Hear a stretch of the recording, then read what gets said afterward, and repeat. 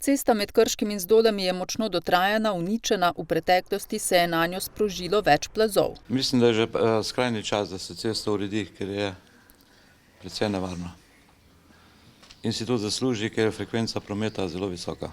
Krajane večina od njih sicer ni želela pred kamero, je strah predvsem zaradi otrok, ki se po tej cesti z avtobusom vozijo v šolo.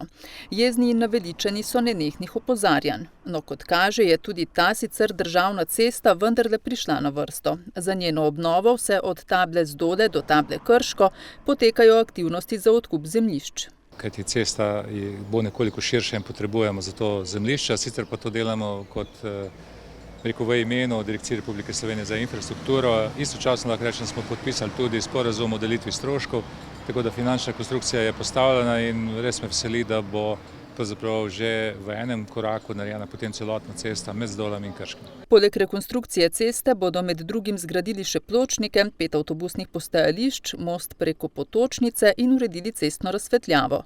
Dela se bodo predvidoma začela še letos, potekala pa naj bi do leta 2024. Še vrednost projekta? Ta je ocenjena na 7,5 milijonov evrov, od tega naj bi mestna občina Krško prispevala dobrih 930 tisoč evrov, preostala sredstva pa bi zagotovila Direkcija za infrastrukturo.